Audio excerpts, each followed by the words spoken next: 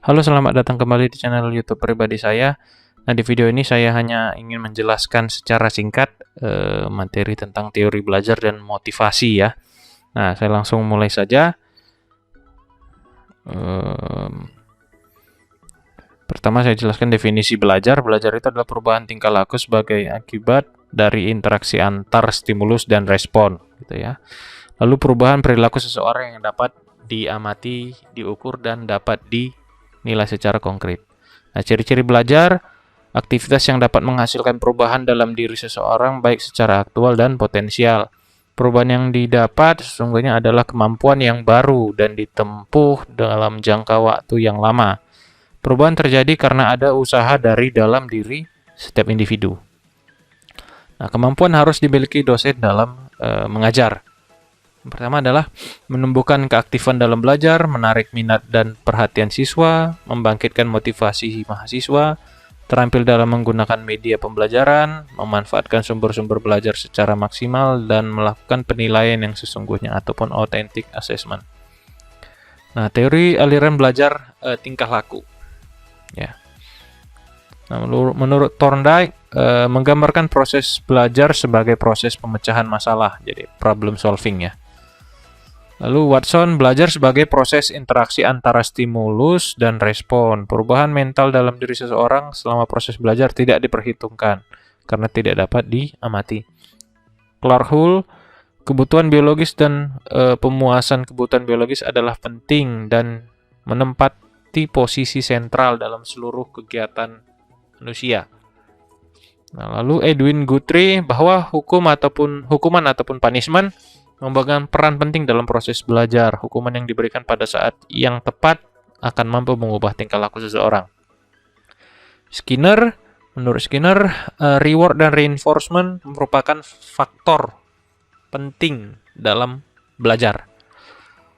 Lalu, aplikasi teori tingkah laku ataupun behavioristik terhadap pembelajaran. Pertama, dosen menyusun bahan pembelajaran dalam bentuk yang sudah siap, materi disampaikan secara utuh oleh dosen. Nah, dosen tidak banyak memberikan ceramah, tetapi instruksi singkat yang diikuti contoh-contoh dari materinya. Bahan pelajaran disusun dari yang sederhana sampai yang kompleks. Pembelajaran berorientasi pada hasil yang dapat diukur dan diamatin. Kesalahan harus segera diperbaiki. Pengulangan dan latihan digunakan supaya perilaku yang diinginkan dapat menjadi kebiasaan. Nah, evaluasi atau penilaian didasari atas perilaku yang tampak. Lanjut ke teori pembelajaran kognitif. Nah, pembelajaran kognitif ini pembelajaran yang lebih menekankan pada pengetahuan dan pengalaman yang dimiliki peserta didik. Nah, menurut Piaget, individu berkembang menuju kedewasaan, maka ia akan mengalami adaptasi dengan lingkungannya yang akan menyebabkan adanya perubahan kualitatif dalam struktur kognitifnya. Berner, proses belajar akan berjalan dengan baik jika pendidik memberikan kesempatan pada peserta didiknya untuk menemukan suatu konsep teori, aturan, atau penambahan melalui contoh-contoh yang ia jumpai dalam kehidupannya. Ausubel, pembelajaran bermakna yaitu suatu proses berkaitan dengan mengkaitkan informasi baru pada konsep-konsep relevan yang terdapat dalam struktur kognitif seseorang. Nah, teori belajar humanistik. Yang pertama itu belajar adalah untuk memanusiakan manusia. Cenderung bersifat eklektik dalam arti memanfaatkan teknik belajar apapun asal tujuan belajar tercapai. Sukar digunakan dalam konteks yang lebih praktis dan lebih dekat dengan dunia filsafat daripada dunia pendidikan. Lalu pengaplikasian teori belajar humanistik dalam proses belajar mengajar. Dalam prakteknya cenderung mendorong mahasiswa untuk berpikir induktif, ya, dari contoh ke konsep, ataupun dari konkret ke abstrak, ataupun dari khusus ke umum, dan sebagainya. Teori ini mementingkan faktor pengalaman. Ya. Nah, aplikasi ini nanti teori ini melalui beberapa tahap. Pertama, menentukan tujuan instruksional, menentukan materi pelajaran, mengidentifikasi mahasiswa ataupun entry behavior ya kan, untuk mengetahui tingkah laku gitu ya. Mengidentifikasi topik-topik yang memungkinkan mahasiswa mempelajari secara aktif gitu ya. Nah, selanjutnya adalah teori belajar humanistik. Nah, teori belajar humanistik ini, ini tadi udah ya. Sorry. Salah ini.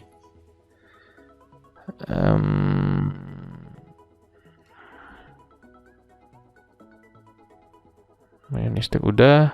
Nah, teori belajar sibernetik.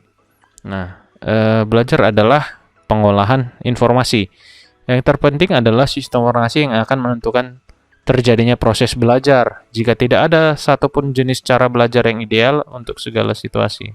Jadi tidak ada satupun jenis cara belajar yang ideal untuk segala situasi. Jadi kuncinya di sini adalah sistem informasi pembelajaran yang bagaimana gitu ya, sebagai kunci pembelajaran. Lebih menekankan pada sistem informasi, kurang memperhatikan bagaimana proses belajar berlangsung. Itu dia ya. Nah, cara mengaplikasikannya, teori belajar sibernetik ini menentukan tujuan instruksional, menentukan materi pelajaran, mengkaji sistem informasi yang terkandung dalam materi tersebut, menentukan pendekatan belajar yang sesuai dengan sistem informasi itu. Apakah algoritmik atau heuristik. Menyusun materi dalam urutan yang sesuai dengan sistem informasinya, lalu menyajikan materi dan membimbing mahasiswa belajar dengan pola yang sesuai dengan urutan pelajaran. Nah, itu dia untuk teori belajar sibernetik ya. Nah, selanjutnya adalah motivasi. Jadi proses motivasi ini diarahkan untuk mencapai tujuan. Jadi kita lakukan motivasi agar tujuan capaian kita kepada mahasiswa terselesaikan gitu ya. Tujuan yang ingin direalisasikan dipandang sebagai power yang menarik individu. Jadi kunci dari pembelajaran itu nanti adalah tujuan yang kita inginkan gitu ya. Lalu terdapat beberapa teori motivasi dan hasil penelitian yang berusaha mendeskripsikan hubungan antar perilaku dan hasilnya. Ya, nah, strategi untuk merangsang minat dan perhatian mahasiswa. Gunakan metode instruksional yang bervariasi. Jadi kita harus bervariatif menyediakan metode pembelajarannya.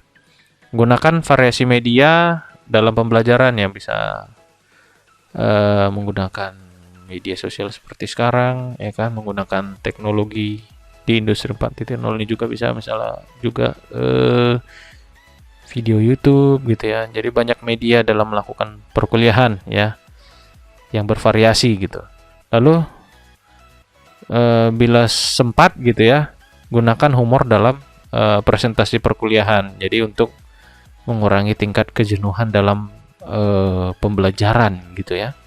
Lalu gunakan peristiwa nyata sebagai contoh memperjelas konsep. Jadi setiap konsep ataupun materi yang kita sampaikan, kita harus tarik relevansinya dengan peristiwa nyata. Jadi harus ada wujud nyatanya dari materi ataupun konsep yang kita ajarkan gitu ya kepada mahasiswa. Gunakan teknik bertanya untuk melibatkan mahasiswa. Jadi dosen juga harus sering mengeluarkan pertanyaan kepada mahasiswa gitu ya, supaya si mahasiswa juga ada feedback kembali gitu ya.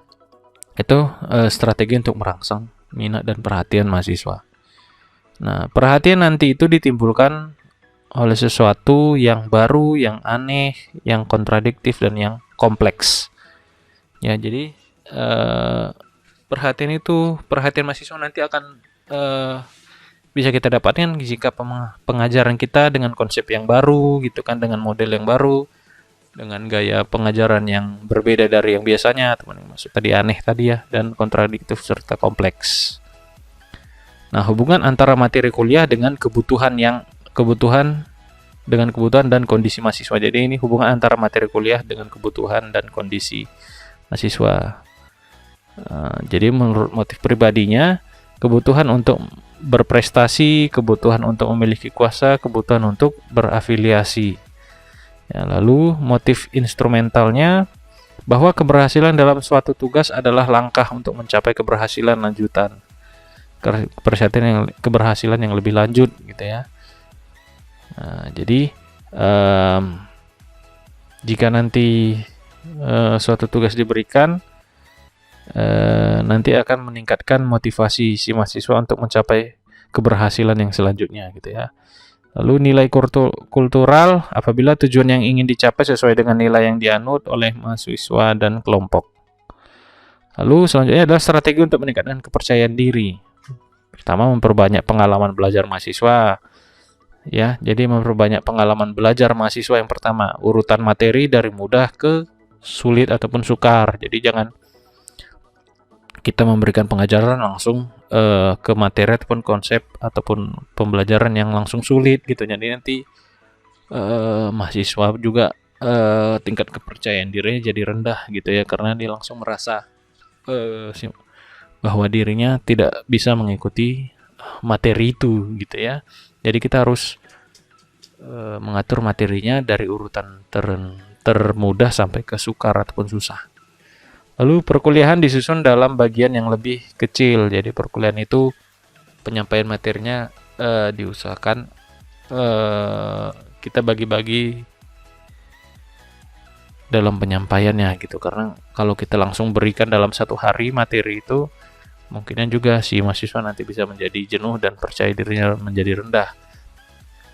Lalu siapa tahu ya kan ada mahasiswa yang pemahamannya lambat, kita harus lakukan berulang-ulang penyampaian materi gitu ya kan. Nah, kalau kita buat materi yang harus kita capai satu hari ini banyak, ya takutnya penyampaiannya nggak bagus, yang mengakibatkan kepercayaan diri mahasiswa juga menurun. Lalu meningkatkan harapan untuk berhasil dengan menyatakan persyaratan ya. Jadi kita harus jelaskan juga nanti di perkuliahan capaian dari perkuliahan itu apa, dari materi perkuliahan itu apa, ya kan.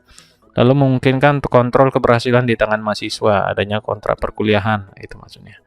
Tumbuh kembangkan kepercayaan diri mahasiswa. Jadi kita harus sering juga memberikan motivasi supaya mahasiswa kita tetap percaya ataupun pede dalam menjalani perkuliahan gitu ya. Nah, lalu berikan umpan balik yang konstruktif. Nah, lalu selanjutnya adalah strategi untuk meningkatkan kepuasan.